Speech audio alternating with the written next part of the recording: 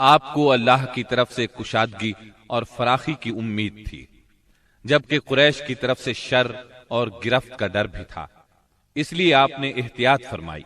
مکہ معظمہ کے قریب پہنچ کر ہیرا میں ٹھہر گئے اور اخنس بن شریک کے پاس ایک آدمی بھیجا کہ وہ آپ کو پناہ دے، مگر اس نے معذرت کر لی کہ وہ حلیف ہے اور حلیف پناہ نہیں دے سکتا۔ پھر آپ نے سہیل بن عمرو کے پاس یہی پیغام بھیجا، مگر اس نے بھی یہ کہہ کر معذرت کر لی کہ اس کا تعلق بنی عامر سے ہے اور ان کی پناہ بنو کعب پر لاگو نہیں ہوتی۔ اب آپ نے مطعم بن عدی کو پیغام بھیجا۔ مطعم کا دادا نوفل بن عبد مناف نبی اکرم صلی اللہ علیہ وسلم کے جد اعلیٰ ہاشم بن عبد مناف کا بھائی تھا، اور عبد مناف قبیلہ قریش کی سب سے معزز شاخ تھی۔ چنانچہ مطعم نے جواب میں ہاں کر دی اور خود اپنے بیٹوں کے ساتھ ہتھیار بند ہو گیا اور آپ کو بلوا بھیجا۔ آپ تشریف لائے، مسجد حرام میں داخل ہوئے، پہلے خانہ کعبہ کا طواف کیا، پھر 2 رکعت نماز ادا کی، اس کے بعد گھر تشریف لے گئے۔ اس دوران میں مطعم بن عدی اور اس کی اولاد نے مسلح حالت میں آپ کو اپنے گھیرے میں لیے رکھا، اور مطعم نے قریش میں اعلان کیا کہ اس نے محمد صلی اللہ علیہ وسلم کو پناہ دے رکھی ہے۔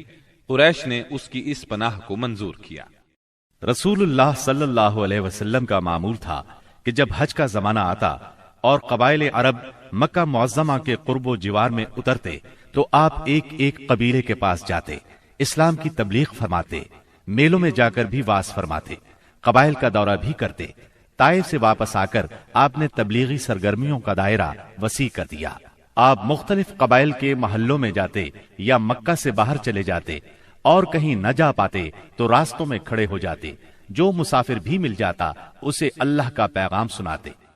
آپ کی تبلیغی کوششوں سے جہاں عام آدمیوں نے اسلام قبول کیا، وہاں اثر و رسوخ رکھنے والے خواص نے بھی اس نعمت کو حاصل کیا۔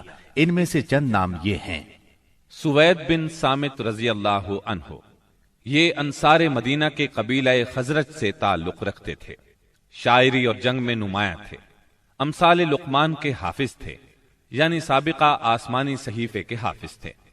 یہ جب مدینہ منورہ واپس پہنچے تو جنگ بؤاس چھڑ گئی اور اسی میں قتل کر دیے گئے۔ یہ مدینے کے پہلے نوجوان تھے جو آپ کی دعوت سے متاثر ہوئے۔ ایاس بن معاذ رضی اللہ عنہ، مدینہ منورہ کے مشہور قبائل اوس اور خزرج کے خونریز مارکوں میں قبیلہ اوس کو شکست ہوئی، اور اوس کے معزز لوگ قریش مکہ کے پاس گئے کہ خزرج کے مقابلے میں انہیں اپنا حلیف بنا لیں۔ ایاس بن معاذ اس وفد کے رکن تھے۔ آپ صلی اللہ علیہ وسلم سے ملاقات کا شرف حاصل ہوا تو اسلام قبول کیے بغیر نہ رہ سکے۔ جب یہ واپس مدینے پہنچے تو ان کا انتقال ہو گیا۔ زماد ازدی رضی اللہ عنہ، یہ یمن کے باشندے اور قبیلہ ازد شنوا کے ایک فرد تھے۔ اہل عرب میں جھاڑ پھونک اور تعویذ گنڈے کے لیے مشہور تھے۔ انہیں کسی نے آپ کے بارے میں بتایا کہ آپ پر جنات کا اثر ہے، تو یہ آپ کا علاج کرنے کی غرض سے مکہ آئے، اور پہلی ہی ملاقات میں آپ کے ہاتھوں پر بیعت کر کے اسلام قبول کیا، پھر واپس یمن چلے گئے۔ طفیل بن عمرو دوسی رضی اللہ عنہ، یہ یمن کے قبیلے دوس کے سردار تھے۔ وہاں ان کی ایک طرح سے حکومت تھی۔ خود شاعر تھے، بہت ذہین تھے۔ مکہ میں ان کی آمد پر اہل مکہ نے شہر سے باہر نکل کر ان کا استقبال کیا۔ آپ سے ملاقات کا شرف حاصل ہوا۔ آپ نے اسلام کی تعلیمات سنائی، قرآن کریم کی بعض آیات کی تلاوت فرمائی۔ اللہ کے کلام کے اثر سے وہ بھی ایمان لے آئے۔ ابو ذر غفاری رضی اللہ عنہ، یہ یثرب کے اطراف میں رہنے والے تھے۔ رسول اللہ صلی اللہ علیہ وسلم سے ملنے کی خواہش میں پیدل چل کر مکہ معظمہ پہنچے۔ سیدنا علی رضی اللہ عنہ کے ساتھ آپ کی خدمت میں پہنچے۔ آپ نے انہیں اسلام کی تلقین کی۔ ابو ذر اسی وقت مسلمان ہو گئے۔ آپ نے ان سے فرمایا، ابو ذر، ابھی اس بات کو پوشیدہ رکھو اور اپنے علاقے میں واپس چلے جاؤ۔ جب تمہیں ہمارے ظہور کی خبر مل جائے تو موقع دیکھ کر آ جانا۔ سیدنا ابو ذر غفاری رضی اللہ عنہ نے عرض کیا، پہلے تو اس خیال سے اپنے مکہ آنے کا مقصد چھپایا تھا کہ کہیں دشمنوں کے ہاتھ نہ لگ جاؤں اور سیدھا آپ کی خدمت میں نہ پہنچ سکوں۔ اب کیا ڈر ہے؟ میں تو اب کفار کے درمیان اسلام کا اعلان کر کے ہی وطن جاؤں گا۔ چنانچہ ابو ذر غفاری رضی اللہ عنہ کعبے میں آئے، وہاں قریش موجود تھے۔ ان کے اجتماع میں بلند آواز سے کلمہ شہادت پڑھا۔ بس پھر کیا تھا، کفار پکار اٹھے، مارو اس بے دین کو۔ کفار چاروں طرف سے ان پر ٹوٹ پڑے، انہیں نیچے گرا لیا اور خوب مارا۔ سیدنا عباس رضی اللہ عنہ نے دیکھ لیا، پکار اٹھے، یہ تو قبیلہ غفار کا آدمی ہے، جہاں تم تجارت کے لیے جاتے ہو اور کھجوریں لاتے ہو، اگر یہ مر گیا تو تم تجارت کے لیے اس طرف نہیں جا سکو گے۔ یہ سن کر انہوں نے ابو ذر کو چھوڑ دیا۔ دوسرے دن وہ پھر خانہ کعبہ پہنچے اور بلند آواز سے کلمہ پڑھا۔ قریش نے پھر مارا۔ آخر چند روز بعد ابو ذر واپس اپنے گھر چلے گئے۔ یہ پہلے صحابی ہیں جنہوں نے اسلام کا کلمہ بلند آواز میں پڑھ کر خانہ کعبہ میں کفار سے مار کھائی اور اسلام کے لیے ہر سختی کو خوشی سے برداشت کیا۔ نبوت کے 11ویں سال موسم حج میں یعنی جولائی 620 عیسوی میں اسلام کو چند کارآمد بیج مل گئے۔ وہ دیکھتے ہی دیکھتے سرسبز و شاداب درخت بن گئے۔ ان کی لطیف اور گھنی چھاؤں میں بیٹھ کر مسلمانوں نے برسوں کے ظلم و ستم کی تپش سے نجات پائی، انہیں راحت نصیب ہوئی۔